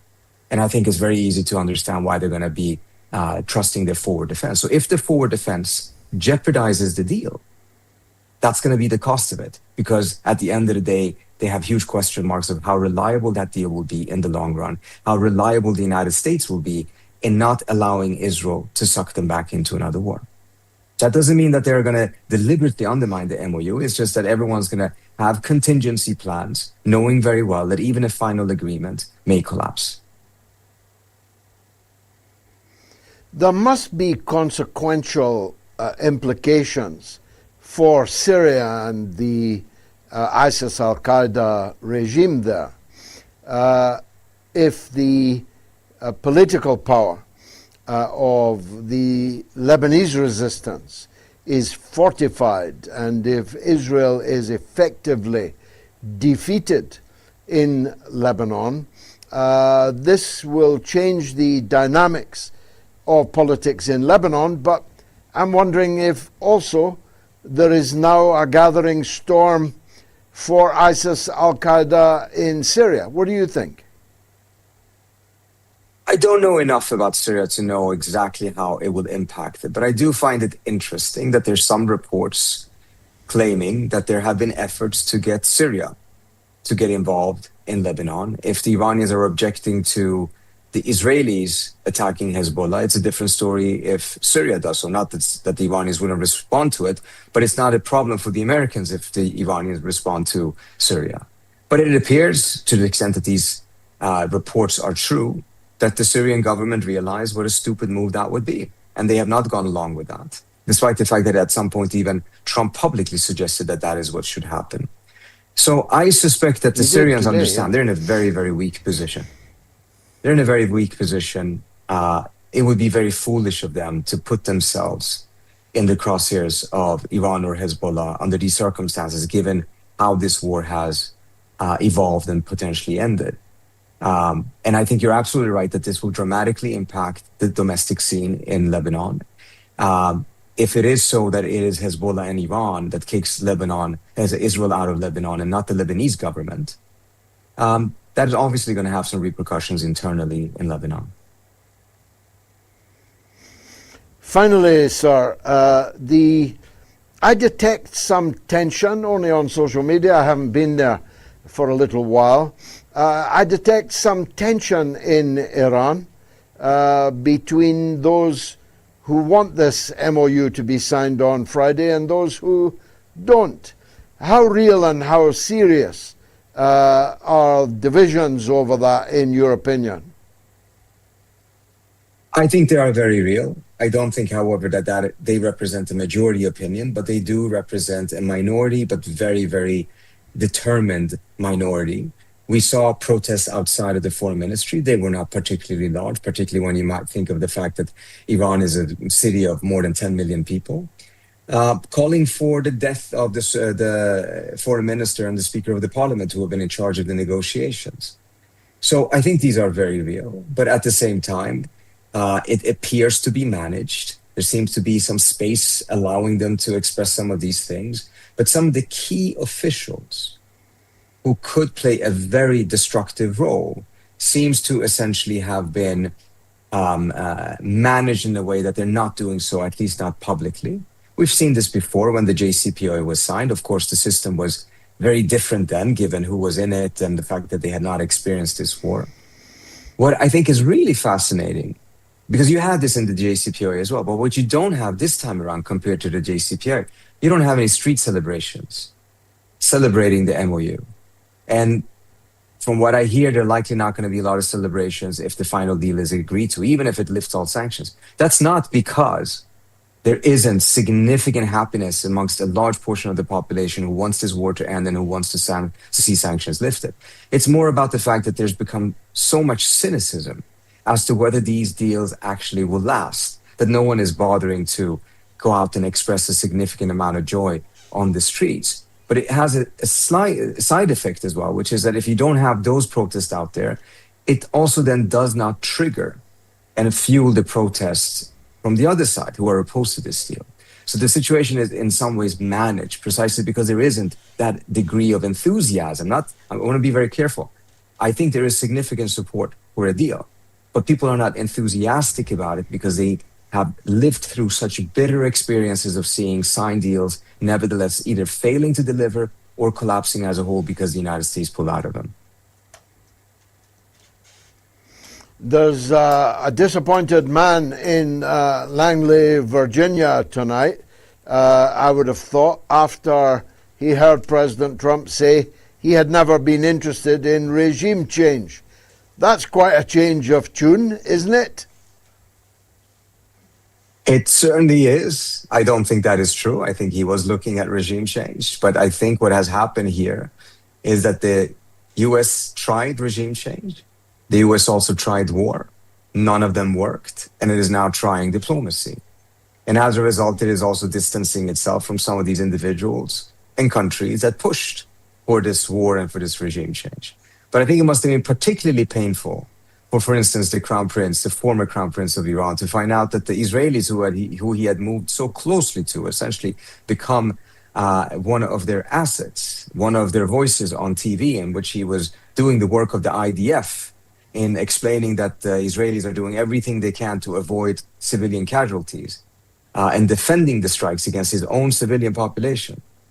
That it must have been particularly devastating for him to find out that all along when he was essentially making himself a tool of the Israelis were actually thinking of Ahmadinejad as the person who should take over Iran if there was regime change. Tells you how far he was duped in this. And with him, a lot of other Iranians, particularly in the diaspora, who very foolishly thought that the crown prince was someone to follow. Good luck in the World Cup. Dr. Trita Parsi, considerable intellect, a brilliant analyst, and I think thank you so much. Really great pleasure to be with you. Discussion indeed. Bless you. Thank you, sir. One last call before Gayatri. Amr is in California. He wants to talk about the U.S. government. And he's welcome. Go ahead, Amr. Thank you so much, George. It's wonderful to be on again. I love your show, and most of my family around the world does too. So the American government seems to be suffering from psychopathy. They have no empathy for the destruction and death that they reap around the world. Like a true psychopath feels nothing.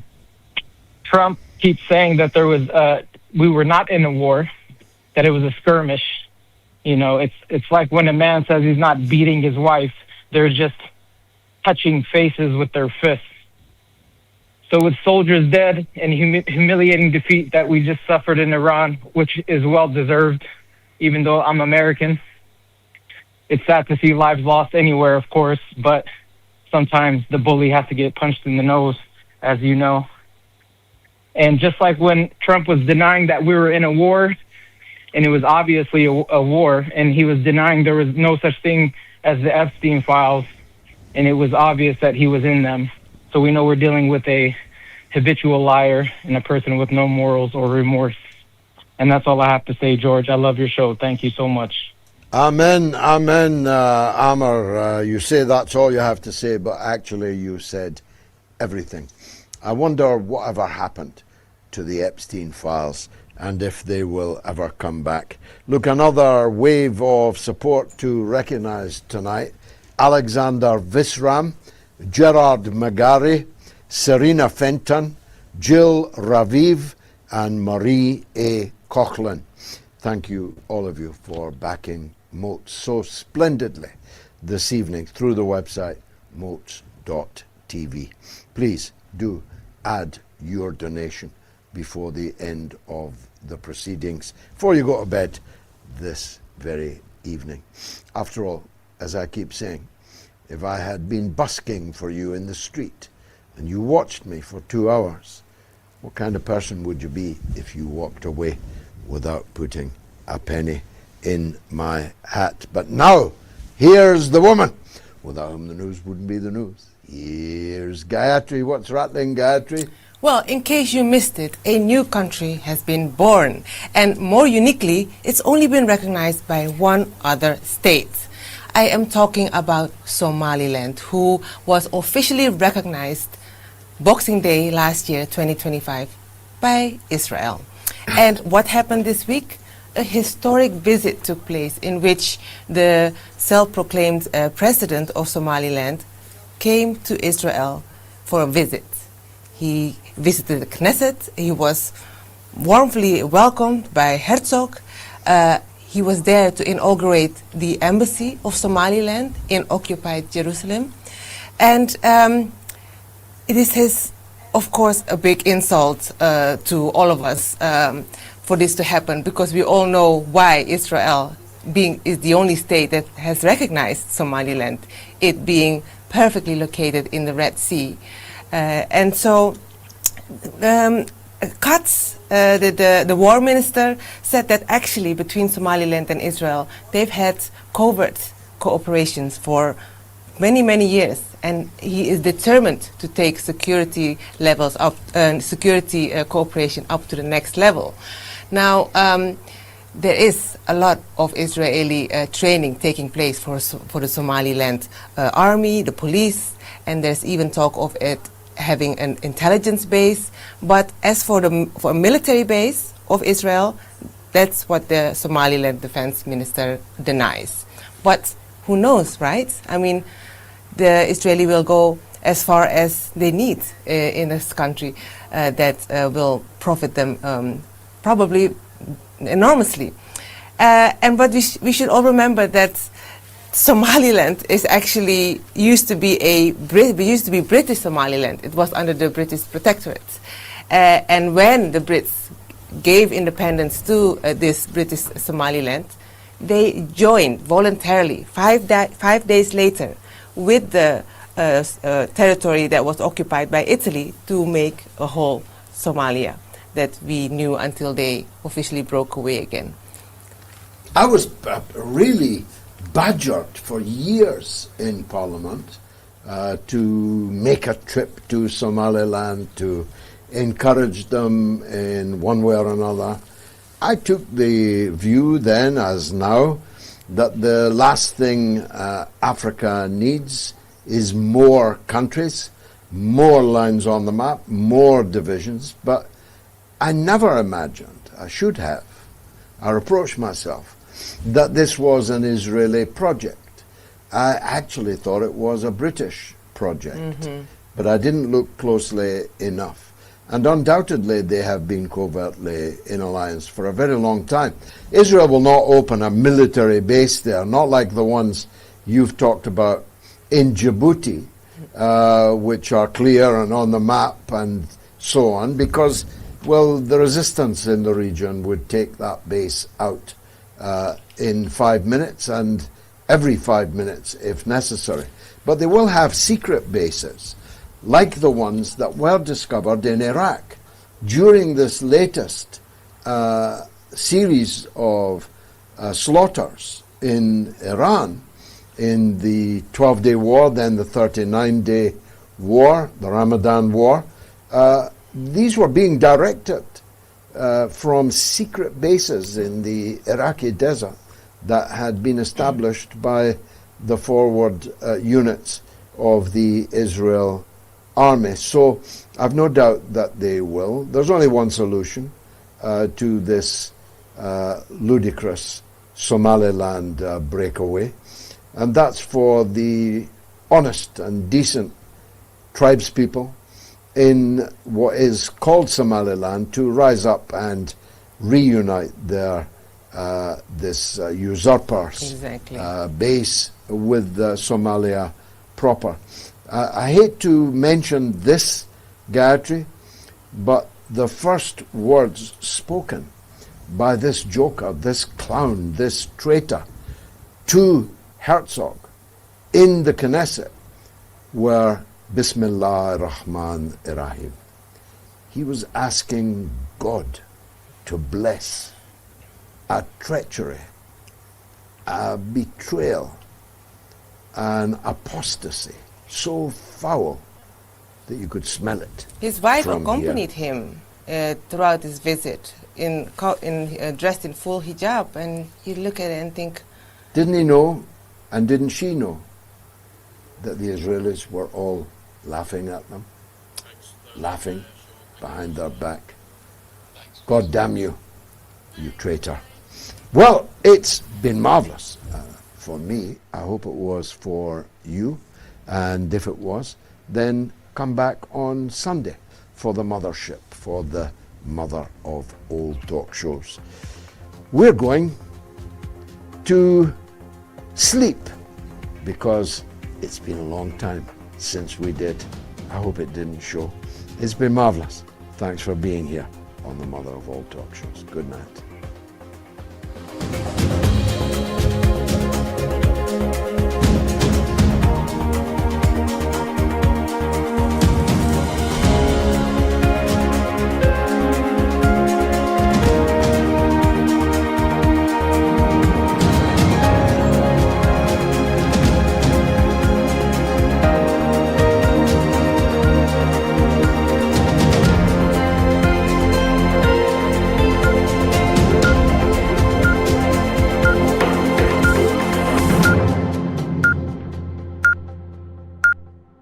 It's the mother of all